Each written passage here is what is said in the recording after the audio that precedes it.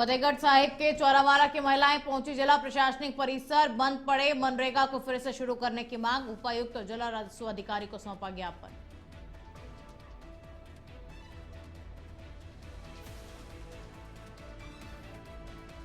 बरनाला में बारिश के चलते गिरी मकान की छत। हादसे में एक व्यक्ति की मौत, 3 गंभीर घायल। 10 लाख रुपए मुआवजे और सरकारी नौकरी देने की मांग।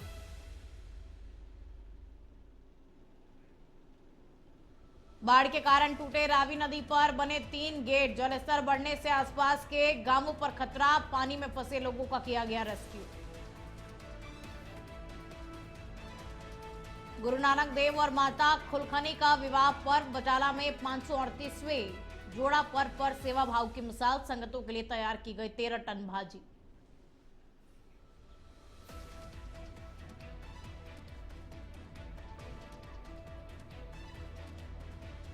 नमस्कार, आप देख रहे हैं इंडिया अहेड। मैं हूं आपके साथ में खुशबू सिंह। तो चलिए बुलेटिन की शुरुआत करेंगे और पहली खबर का रुख करेंगे। फतेहगढ़ साहिब के चौरवाला गांव की महिलाएं बंद पड़े मनरेगा को फिर से शुरू करवाने के लिए जिला प्रशासनिक परिसर पहुंची और उपायुक्त डॉक्टर सोना थिंद तथा जिला राजस्व अधिकारी करण गुप्ता को मांग पत्र सौंपा। और बलदेव सिंह ने बताया कि गांव में लंबे समय से मनरेगा बंद होने के कारण लोगों को रोजमर्रा की परेशानियों का सामना करना पड़ रहा है और उन्होंने प्रशासन से आग्रह किया कि मनरेगा जल्द से जल्द शुरू किया जाए।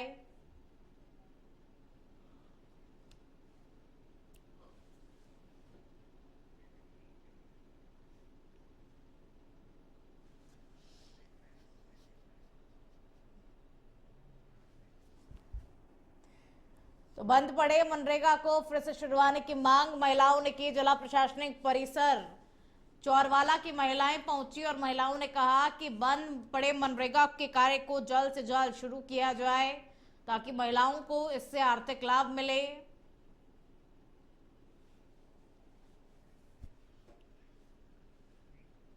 काफ़ी लंबे समय तो साडे पिंड चौरवाला विच नरेगा दलित मजदूर वर्ग पिछड़े वर्गों की नरेगा जी मजदूर करते हैं, मेहनत मजदूरी करके अपने घर का गुजारा करते चलाते सन। वो काफ़ी लंबे समय तो नरेगा साडे पिंड की बंद सी। उन्होंने अज साडे पिंड के साडे जिम्मेवार बंदे जिहड़े आम पार्टी के उन्होंने कई बार अपील भी की कि साडे पिंड दी विच नरेगा क्यों बंद आ अपने पिंड की। उन्होंने कोई राह ना देने के करके ये जिहड़ी स्कीम आ सेंटर की स्कीम आ ये बार बार इस कहते कि नरेगा बंद करती। नरेगा का सेंटर स्कीम सेंटर सरकार ने उदों मैनू भी ये लोग मेरे को आए तब साडे पिछड़े संबंध लोग साडे इन्होंने मैनू आके कहा कि ऐ करके भाई साडी नरेगा बंद आ जाए। मैं ADC साहब को अज मंग पत्र दिता। ADC साहब ने सानू विश्वास दवाया कि जल्द। पठानकोट जिले के माधोपुर में रावी नदी पर बने फ्लड गेटों के बीच बाढ़ के कारण 3 गेट टूट गए जिससे कि नदी का जलस्तर बढ़ गया और आसपास के गांव खतरे में आ गए। मौके पर डिप्टी कमिश्नर आदित्य उप्पल, ADC और सिंचाई विभाग के अधिकारी मौजूद रहे। कुछ लोग बाढ़ में फंस गए जिन्हें वायुसेना की मदद से रेस्क्यू कर सुरक्षित बाहर निकाला गया और प्रशासन लगातार स्थिति पर निगरानी रख रहा है और प्रभावित क्षेत्रों में राहत कार्य जारी है। हालांकि DC ने कुछ देर पहले स्थिति को नियंत्रण में बताया था, लेकिन फ्लड गेट टूटने के बाद में हालात गंभीर हो गए हैं। तो जलस्तर बढ़ने से आसपास के गांवों पर बाढ़ का खतरा भी इस वक्त मंडरा रहा है और मौके पर प्रशासन मौजूद है। राहत बचाव कार्य चल रहा है।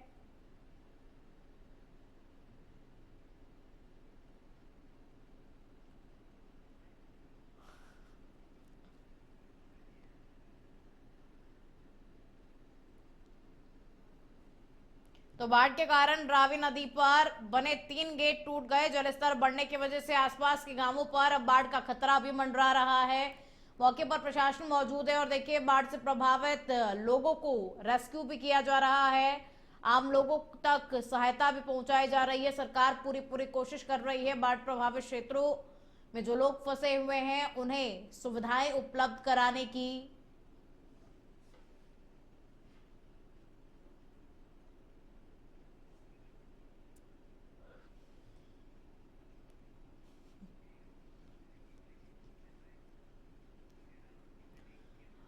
पंजाब में लगातार हो रही मूसलाधार बारिश अब किसानों के लिए आफत बनती जा रही है। संगरूर के पास धूरा और सारो गांवों के बीच में बना सुया बांध बारिश के दबाव में टूट गया और जिसके चलते बांध का पानी खेतों में जार पहुंचा और जिससे खेतों में खड़ी कई एकड़ फसल बर्बाद हो गई। किसानों ने प्रशासन से तत्काल राहत और मुआवजे की मांग की है। तो पानी में सैकड़ों एकड़ फसल जो है वो बह गई। किसानों ने अब राहत और मुआवजे की मांग की है, क्योंकि किसानों का लाखों रुपए का नुकसान इससे हो गया है। जिले में लगातार बारिश का दौर जारी है और इससे सबसे ज्यादा किसान परेशान है।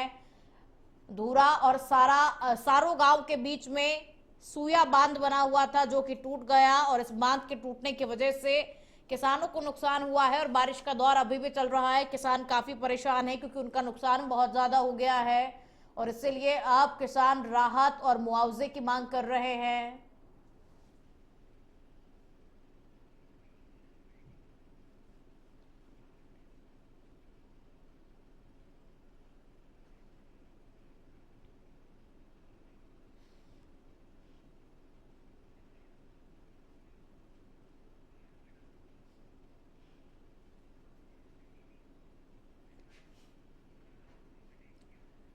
बरनाला के बाजीगर बस्ती में बारिश के चलते कमजोर हुई मकान की छत गिरने से एक व्यक्ति की मौत हो गई और 3 लोग गंभीर रूप से घायल हो गए। हादसा रात करीब 4 बजे हुआ, जब परिवार सो रहा था और हादसे में मृतक लखविंदर सिंह के साथ में उनकी पत्नी और 3 बच्चों में से 2 गंभीर रूप से घायल हुए, जबकि एक को मामूली चोट आई। घायलों को पहले बरनाला सिविल अस्पताल लाया गया, फिर फरीदकोट रेफर किया गया और मोहल्ले के लोगों ने मौके पर बचाव कार्य किया। निर्माण मजदूर यूनियन और ठेकेदार मलकीत सिंह ने सरकार से पीड़ित परिवार को 10 लाख रुपए मुआवजा और सरकारी नौकरी देने की मांग की है और साथ ही चेतावनी दी कि जब तक सहायता नहीं मिलेगी, अंतिम संस्कार नहीं किया जाएगा। तो सभी गंभीर घायलों को फरीदकोट रेफर किया गया। निर्माण मजदूर यूनियन के नेता ने मुआवजे की भी मांग की और कहा कि मुआवजा दिया जाए, योग्य सदस्य को सरकारी नौकरी दी जाए और साथ ही 10 लाख रुपए मुआवजा दिया जाए। बारिश के चलते मकान की छत गिर गई तो 3 लोग गंभीर रूप से घायल हो गए और एक व्यक्ति की मौत हो गई।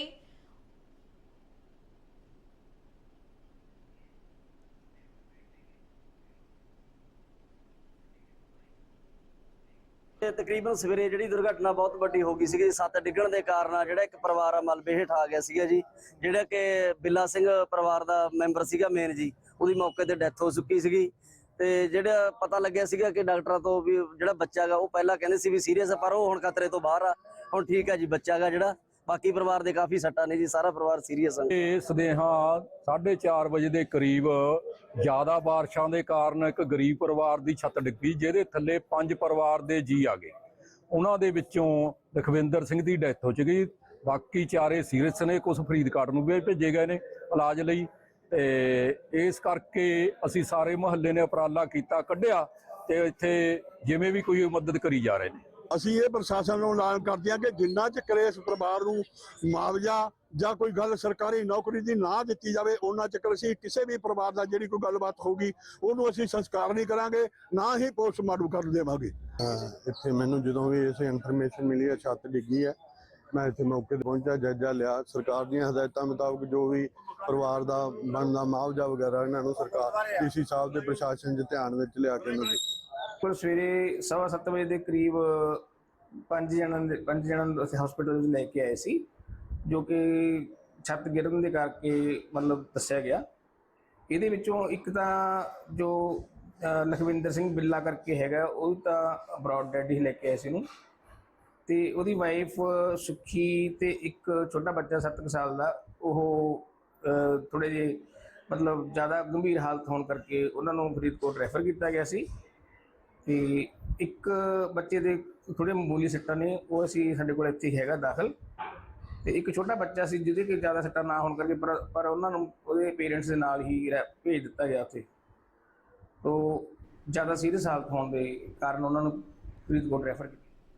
बरनाला जिले के हंडियाया कस्बे की एक दुकान में अचानक आग लग गई, जिससे कि इलाके में अफरा तफरी मच गई और दुकान के अंदर लगी आग ने मिनटों में विकराल रूप धारण कर लिया। और दुकान के मालिक पूर्व नगर पार्षद राजदीप उर्फ नीता ने बताया कि आग लगने से कुछ देर पहले वो अपने घर खाना खाने के लिए गए हुए थे और जिसके बाद उनके पड़ोसियों ने उन्हें फोन करके उनकी दुकान में आग लगने की सूचना दी और वहीं घटना की जानकारी मिलते ही दमकल की गाड़ियां भी मौके पर पहुंची।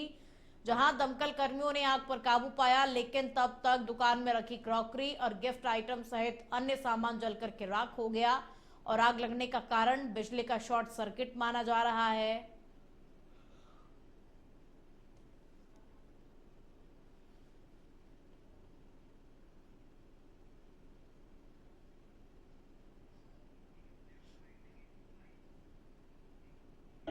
ਇਹ ਰਾਜਦੀਪ ਸਿੰਘ ਨੀਟਾ ਜੀ ਨੇ ਜੀ, ਇਹਨਾਂ ਦੀ ਕਰੋਕਰੀ ਦੀ ਸ਼ਾਪ ਸੀਗੀ ਤੇ ਬਹੁਤ ਜ਼ਿਆਦਾ ਨੁਕਸਾਨ ਹੋ ਗਿਆ। ਇਹ ਦੱਸ ਰਹੇ ਨੇ ਵੀ ਸਪਾਰਕਿੰਗ ਹੋਈ ਆ ਇਹਨਾਂ ਦੀ ਇਲੈਕਟ੍ਰੀਕਲ ਵਾਇਰਸ, ਉਹਦੇ ਕਰਕੇ ਜ਼ਿਆਦਾ ਨੁਕਸਾਨ ਹੋਇਆ ਜੀ। ਤੇ ਜਾਨੀ ਮਾਨੀ ਨੁਕਸਾਨ ਨਹੀਂ ਜੀ, ਉਹ ਤੋਂ ਬਚਾ ਰਿਹਾ ਜੀ, ਨੁਕਸਾਨ ਸਮਾਨ ਦਾ ਬਹੁਤ ਹੋ ਗਿਆ ਜੀ। ਮੈਂ ਤਕਰੀਬਨ ਘੰਟਾ ਕੁ ਪਹਿਲਾਂ ਆਪਣੇ ਘਰ ਨੂੰ ਆ ਰਿਹਾ ਸੀ ਤੇ ਇੱਕਦਮ ਸਾਹਮਣੇ ਅੱਗ ਨਿਕਲਦੀ ਦੇਖੀ ਤੇ ਪਤਾ ਲੱਗਿਆ ਵੀ ਰਾਜਦੀਪ ਨੀਟੇ ਦੀ ਦੁਕਾਨ ਹੈ ਤੇ ਬਹੁਤ ਭਾਰੀ ਨੁਕਸਾਨ ਹੋਇਆਗਾ। ਜੇ ਅਸੀਂ ਦੇਖੀਏ ਵੀ ਘੱਟੋ ਘੱਟ 20-25 ਲੱਖ ਦੇ ਅਪਰੋਕਸੀਮੇਟਲੀ ਨੁਕਸਾਨ ਹੈ। अपनी क्रॉकरी दुकान सी जी, गिफ्ट आइटम जी, ते तारा जोड़न नाल स्पार्किंग होने नाल लक्कड़ दी फिटिंग हुई भी सारी, ਉਹਦੇ ਨਾਲ 1 ਲੱਖ ਰੁਪਏ बढ़ ਕਿੰਨਾ ਕੁ ਨੁਕਸਾਨ ਹੋ ਗਿਆ? नुकसान 25-30 लाख रुपए। और अब खबर जीरकपुर से है, जहां अंबाला चंडीगढ़ रोड पर एक दर्दनाक सड़क हादसा हुआ। एक फूड कंपनी में काम करने वाले एक डिलीवरी बॉय की ट्रक के नीचे आने पर ही उसकी मौत हो गई और इस हादसे के बाद में मौके पर लोगों की भीड़ जमा हो गई। मृतक की पहचान उत्तर प्रदेश के बिजनौर निवासी धर्मेंद्र कुमार के रूप में हुई है और वहीं मौके पर पहुंची एसएफएस की टीम और पुलिस ने शव को अस्पताल के मोर्चरी में रखवाया। इधर मौके पर मौजूद लोगों ने ट्रक चालक को पकड़ करके पुलिस के हवाले कर दिया है। तो अंबाला चंडीगढ़ रोड पर ये दर्दनाक हादसा हुआ। ट्रक के नीचे बाइक सवार एक फूड डिलीवरी बॉय आ गया, जिसको ट्रक ने कुचल दिया और हादसे में युवक की मौके पर ही दर्दनाक मौत हो गई और अब पुलिस ट्रक चालक की तलाश करने में जुटी हुई है। मृतक धर्मेंद्र कुमार यूपी के बिजनौर का निवासी बताया जा रहा था।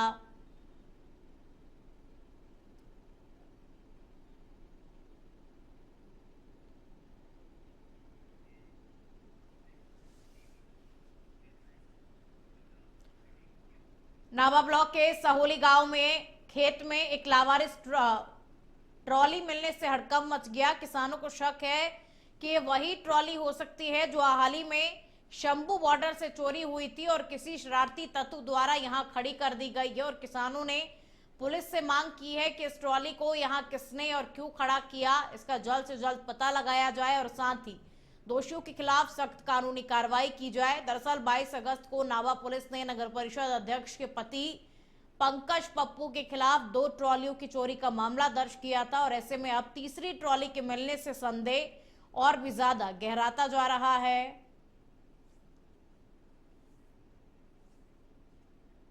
तो शंभू बॉर्डर से चोरी हुए ट्रॉली की आशंका इस ट्रॉली को लेकर के जताई जा रही है। किसानों को चोरी के मामले से जुड़े होने का शक किसानों ने जताया है। किसानों ने यही कहा कि वही ट्रॉली है जो कि उस वक्त चोरी हो गई थी। 2 ट्रॉलियां पहले मिली थी और उसके बाद में अब ये तीसरी ट्रॉली मिलने के बाद में संदेह जो है वो और भी ज्यादा गहराता जा रहा है।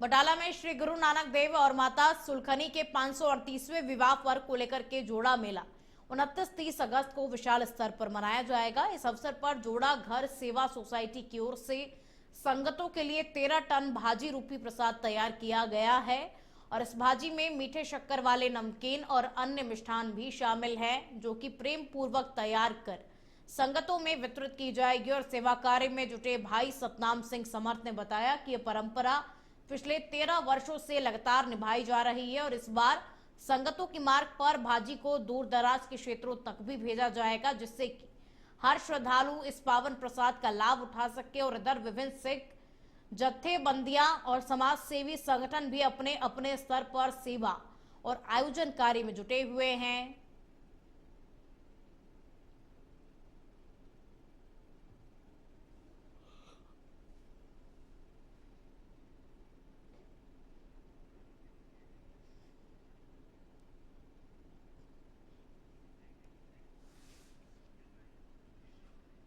हरियाणा के यमुनानगर में परवालों के पास एक कंटेनर हाई वोल्टेज तार की चपेट में आ गया, जिससे कि कंटेनर चालक की मौत हो गई और तारों से टच होते ही पूरे कंटेनर में करंट दौड़ गया और जोरदार धमाके के साथ पीछे के चारों टायर फट गए और उनमें आग लग गई। ड्राइवर ने जान बचाने के लिए कंटेनर से उतरना चाहा, लेकिन लोहे को टच होते ही वो भी करंट की चपेट में आ गया और बुरी तरीके से झुलसने से उसकी मौत हो गई है।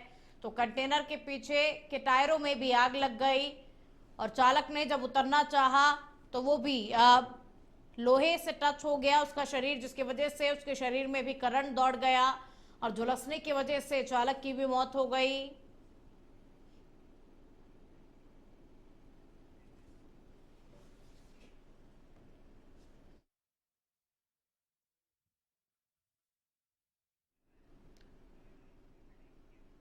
अब खबर हरियाणा के नारनौल से है, जहां नीट काउंसलिंग लिस्ट में मेडिकल कॉलेज कोरियावास का नाम जल्द जुड़ने की उम्मीद जताई जा रही है और जहां पिछले 4 महीने से ओपीडी सेवाएं जारी है, अब वो जल्द ही नीट काउंसलिंग लिस्ट में शामिल हो सकता है और अगर ऐसा हुआ तो इस साल से ही यहां एमबीबीएस की कक्षाएं शुरू होने की संभावना बन जाएगी। और मेडिकल कॉलेज के निदेशक पवन गोयल ने बताया कि हमारी टीम पूरी तरीके से तैयार है। ओपीडी सेवाएं 4 महीने से चल रही हैं और जल्द ही लैब और जांच सेवाएं भी शुरू होंगी और हमें उम्मीद है कि नीट की अगली काउंसलिंग सूची में कॉलेज का नाम होगा और इस साल से कक्षाएं शुरू हो जाएंगी, जिससे कि प्रदेश के 150 नए डॉक्टर बनने का रास्ता अब साफ हो जाएगा।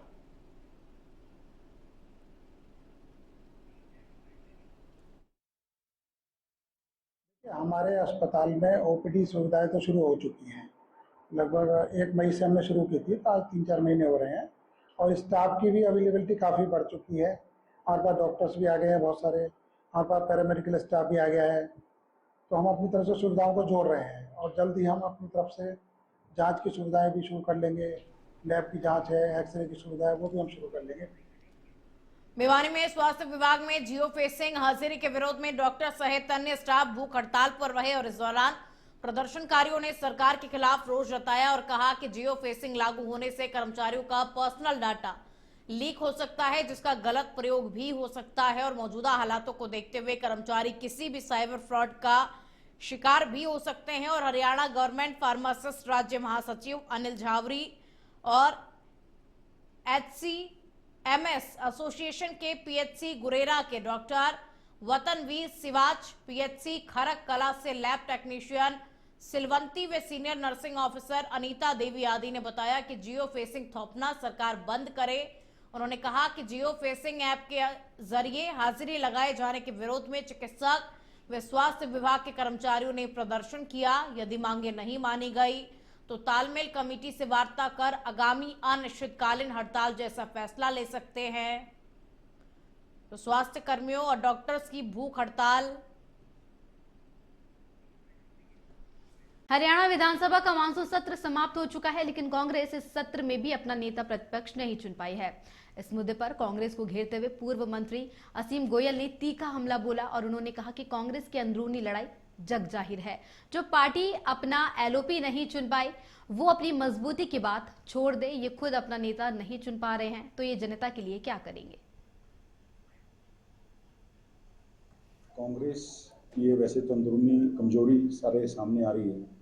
कांग्रेस कितनी भी एकजुटता की कोशिश कर ले ऊपर से, लेकिन ये बड़ा स्पष्ट संदेश है कि कांग्रेस हाईकमान भारी दबाव में है और वो अपना जो पार्टी अपना एलओपी ना चुन पाई, 4 सेशन बिना एलओपी के हुए हैं, तो आप उस पार्टी की मजबूती की बात जो लगातार ये सब इनके नेता सड़कों के ऊपर जा जाके यात्राएं कर रहे हैं, उन यात्राओं का कोई मायना नहीं रहता जब आप अपने अंदरूनी स्तर के संगठन के ऊपर भी अपना एलओपी नहीं चुन सकते। तो जनता के ऊपर विश्वास कितना आप जताओगे कि कल को सरकार आती है तो आप किस तरह उस सरकार को हैंडल करोगे जब आप अपने चुने हुए नुमाइंदों के अंदर से एक नेता नहीं चुन पाते।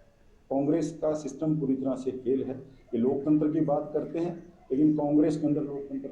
खबर हरियाणा के फतेहाबाद से है, जहां रतिया की अनाज मंडी में फसलों की तुलाई के लिए बनाए गए धर्मकांटे वर्षों से नकारा पड़े हुए हैं। लाखों रुपए खर्च कर धर्मकांटों को लगाया गया था, लेकिन देखरेख और अधिकारियों की लापरवाही के कारण ये धर्मकांटे सालों से बेकार पड़े हुए हैं और इनके लिए बनाए गए कमरे खंडरों में तब्दील हो गए हैं। ऐसा नहीं है कि धर्मकांटे प्रयोग में लाने लायक नहीं है। स्थानीय लोगों की माने तो धर्मकांटों की साल में 2 बार रिपेयरिंग होती है। मेंटेनेंस के नाम पर बड़े बड़े बिल भी पास होते हैं, बावजूद इसके इन धर्मकांटों को प्रयोग में नहीं लिया जाता। किसानों की मजबूरन निजी धर्मकांटे पर जाना पड़ता है। अगर इन धर्मकांटों को शुरू कर दिया जाए तो किसानों और मंडी आड़तियों के लिए फायदेमंद साबित हो सकता है, वहीं मार्केट कमेटी के लिए साधन भी बन सकता है। लेकिन अफसरों की लापरवाही के कारण लाखों रुपए की लागत से बने धर्मकांटे धूल फांकने को मजबूर है। ਮੰਡੀ ਜਿਹੜੀ ਸਾਡੀ ਰਤੀਏ ਦੀ ਹੈ, ਇਹਨੂੰ ਅੱਜ ਵੈਸੇ ਤਾਂ ਮੈਂ 2-3 ਦਿਨਾਂ ਤੋਂ ਇਹ ਦੇਖ ਰਿਹਾ ਸੀਗਾ ਵੀ ਹੋ ਸਕਦਾ ਕੋਈ ਕੰਡੇ ਦੇ ਉੱਪਰ ਕੋਈ ਮਾਲ ਤੁਲ ਜਾਏ, ਪਰ ਲਗਭਗ ਮੈਂ 4-5 ਸੀਜ਼ਨ ਦੇਖਿਆ, ਇੱਥੇ ਕੋਈ ਤੁਲਾਈ ਦਾ ਕੰਮ ਤਾਂ ਨਹੀਂ ਚੱਲਦਾ, ਪਰ ਇਹਦੀ ਰਿਪੇਅਰ ਜ਼ਰੂਰ ਹੋਈ ਹੈ। ਇਹਦੀ ਸਾਲ ਦੇ ਵਿੱਚ 2 ਵਾਰੀ ਰਿਪੇਅਰ ਕਰ ਲੈਂਦੇ ਨੇ ਔਰ ਇਹ ਨਕਾਰਾ ਪਏ ਨੇ, ਔਰ ਇਹਦਾ ਪ੍ਰਸ਼ਾਸਨ ਜਿਹੜਾ ਹੈ ਉਹ ਖਾਣ ਦਾ ਕੰਮ ਕਰ ਰਿਹਾ ਤੇ ਮੈਨੂੰ ਲੱਗਦਾ ਨਹੀਂ ਵੀ ਇਹਦੇ ਉੱਪਰ ਕਦੇ ਕੋਈ ਤੁਲਾਈ ਜਾਂ ਕੋਈ ਇਸ ਤਰ੍ਹਾਂ ਦਾ ਕੋਈ ਇਹ ਖੰਡਰ ਪਏ ਨੇ। ਇਹਨੂੰ ਆਉਣ ਵਾਲੇ ਟਾਈਮ ਦੇ ਵਿੱਚ ਲੋਕ खंडर की निगाह नाल ही देखणगे, होर इहदा कुछ आण जानी है नहीं। सर अभी जो धर्मकांटे हैं इनके अंदर कुछ फॉल्ट है, जिसके लिए कंस्ट्रक्शन बिल को लिखा हुआ है कि इसकी रिपेयर करवाई जाए। रिपेयर होने के उपरांत ही वो आगे मतलब ठेका देने के लिए कार्रवाई की जाए। तो सर पार्षद द्वारा मेंटेनेंस की जाती है, लाख रुपए की बिल बनाए। सर सिर्फ हम जब इसमें फॉल्ट होता है तब रिपेयर के लिए लिखते हैं और कंस्ट्रक्शन बिल के द्वारा इसकी रिपेयर करवाई जाती है। तो कितने साल से बने हुए हैं सर? अभी मैं तो नहीं हूँ यहाँ पे, लेकिन शायद 2 या 3 साल 3 साल या 4 साल के अंदर। हरियाणा के फतेहाबाद जिले में लगातार बारिश से कच्चे और कमजोर मकानों की हालत बिगड़ रही है। रतिया के खेरपुर गांव में देर रात ओम प्रकाश नामक व्यक्ति के मकान की छत अचानक गिर गई, जिससे ओम प्रकाश, उसकी पत्नी कैलाश, बेटी खुशप्रीत और बेटा हरप्रीत मलबे में दब गए। आसपास के लोगों ने सभी को निकालकर निजी अस्पताल में भर्ती कराया, जब बच्चों की हालत गंभीर बताई जा रही है। हादसे में घर का सामान भी नष्ट हो गया है। परिजनों ने इसे बारिश की वजह से हुआ हादसा बताते हुए सरकार से मुआवजे की मांग की है। वहीं जाखल और बुना क्षेत्र में भी मकानों की छतें गिरी, हालांकि यहां किसी तरह की जनहानि नहीं हुई है। फतेहाबाद शहर में भी करीब 150 साल पुरानी इमारत का एक हिस्सा गिर पड़ा, लेकिन गनीमत रही कि कोई घायल नहीं हुआ।